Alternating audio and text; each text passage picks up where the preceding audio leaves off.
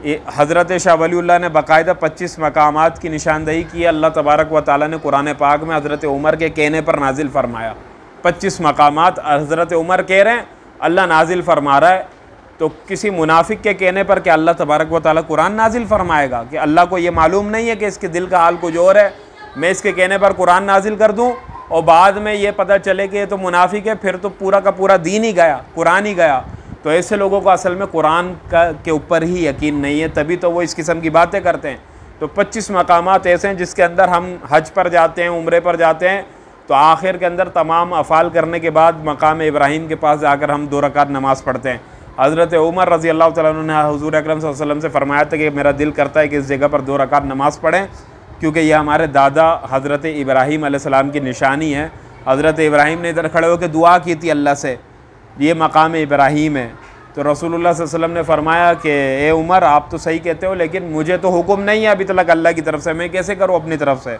तो अल्लाह तबारक व तआला ने फिर हुक्म फरमा दिया, वत्तखिज़ू मिन मकाम इब्राहीम मुसल्ला।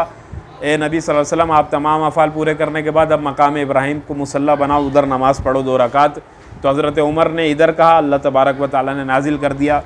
बदर के कैदियों के बारे में हज़रत उमर की राय अलग थी, दीगर सहाबा की अलग थी, रसूलुल्लाह की राय अलग थी। अल्लाह ने कुरान नाजिल फरमा दिया कि उमर की राय सही है, और इतनी ज़्यादा तायद फरमाई कि अगर आप ना होते मोहम्मद सल्लल्लाहु अलैहि वसल्लम इनके दरमियान में, और सहाबा उमर के फ़ैसले पर ना चलते और ये फ़ैसला कर लेते जो फ़ैसला इनने किया, आपने जो अभी किया, मतलब कैदियों को छोड़ दिया, ये फ़ैसला अगर सहाबा करते और उमर ना होते तो अल्लाह का अज़ाब उतर जाता। और हज़रत रसूलुल्लाह सल्लल्लाहु अलैहि वसल्लम ने बाकायदा वजाहत के साथ फरमाया कि उमर, मैंने तो अज़ाब को देखा है, दरख्त तलक आया भी था।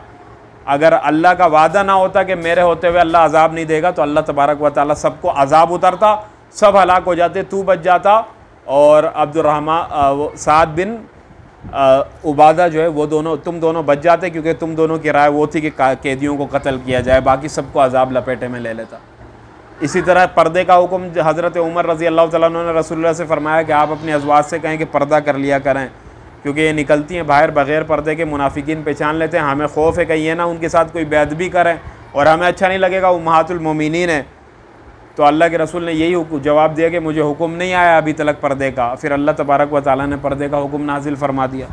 तो जिसके कहने पर अल्लाह तबारक व तआला कुरान नाजिल फरमा रहा है, वो किस तरीके से वो ईमान से फिर सकता है, वो कैसे मुनाफिक हो सकता है? तो जो हज़रत अबू बकर सिद्दीक़ रज़ी अल्लाह तआला अन्हु के ईमान में शक करे, जो हज़रत उमर के ईमान में शक करे, वो ख़ुद कैसे मुसलमान रह सकता है?